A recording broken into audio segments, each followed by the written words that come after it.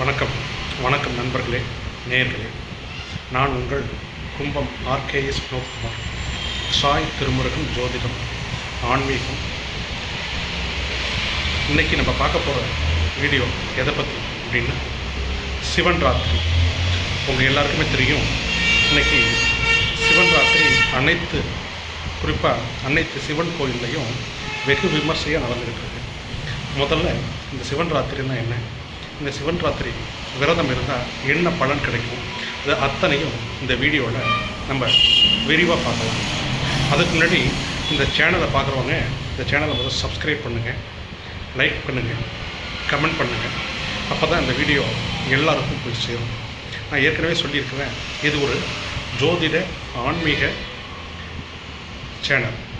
ஜோதிட தகவல், பரிகாரம், ஆன்மீகம், இது அத்தனை உங்கள் வாழ்க்கையில் இருக்கக்கூடிய அத்தனை விஷயங்களுக்கும் பிரச்சனைகளுக்கும் தீர்வை சொல்லக்கூடிய சேனல் தான் இந்த சேனல். மறக்காமல் சப்ஸ்கிரைப் பண்ணுங்கள். சரி, வாங்க வீடியோக்குள்ள போகலாம். முதல் சிவன் ராத்திரி. சிவன் ராத்திரி என்ன அப்படின்னா என்ன? எல்லோரும் சொல்கிறாங்களே சிவன் ராத்திரி அப்படின்னா சிவனுக்கு வந்து ராத்திரி. ஏன் இந்த சிவன் ராத்திரி முதல் எப்படி உருவானுச்சு அப்படிங்கிறது முதல் பார்ப்போம். அதாவது இந்த பார்க்கடலில் விஷம், இந்த பார்க்கடலில் உள்ள விஷத்தை சிவன் உண்டார் அப்படிங்கிறது எல்லாத்துக்கும் தெரியும். அந்த பார்க்கடலில் உள்ள விஷத்தை சிவன் உண்ணும்போது இந்த தேவர்கள் எல்லாம் பூஜை பண்ணாங்க. அந்த இரவு முழுதும் பூஜை பண்ண காலம்தான் இந்த சிவன் ராத்திரியான காலம். அதே மாதிரி சக்தி 4 ஜாமங்களிலும் சிவனை நினச்சி பூஜை பண்ணது தான் இந்த சிவன் ராத்திரி. அப்படிப்பட்ட சிவன் ராத்திரி என்ன தேதியில் என்ன நாளில் வரும்? இந்த சிவன் ராத்திரி அப்படிங்கிறது ஒவ்வொரு வருஷமும் தமிழ் வருஷம் மாசி மாதத்தில் இருந்த சதுர்த்தசி திதி இரவு. சதுர்த்தசி திதி இரவு தான் இந்த சிவன் ராத்திரி அப்படின்னு சொல்கிறோம். இந்த சிவன் ராத்திரி 4 யுகத்தில் யார் யார் சிவன் ராத்திரி விரதம் இருந்தா அப்படிங்கிறதையும் நான் சொல்கிறேன். முதல்ல பார்த்தீங்கன்னா திரியோதசி.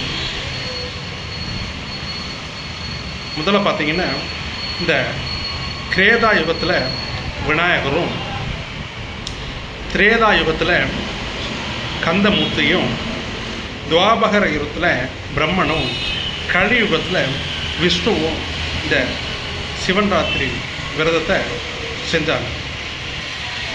அப்படிப்பட்ட இந்த சிவன் ராத்திரி விரதம் இருந்தால் என்ன பலன் கிடைக்கும்? இந்த சிவன் ராத்திரி விரதம் இருந்தால் 7 ஜென்மமும் நம்ம செய்த பாவங்கள் குறையும், தீரும் அப்படிங்கிற நம்பிக்கை. அதே மாதிரி இந்த அஸ்வமேத பலம் அப்படின்னு சொல்லுவாங்க. இந்த சிவன் ராத்திரி விரதத்தை யார் தொடர்ந்து கடைபிடிக்கிறாங்களோ அந்த அஸ்வமேத பலம் அடைவாங்க. அவங்க வாழ்க்கையில் இருக்கக்கூடிய சாபங்களுக்கும் தோஷங்களுக்கும் விமோச்சனம் அளிக்கக்கூடியதான் இந்த சிவன் ராத்திரி விரதம். இந்த சிவன் ராத்திரி விரதத்துக்கு என்ன செய்யணும்? ஒன்றும் நீங்கள் செய்ய வேண்டாம்.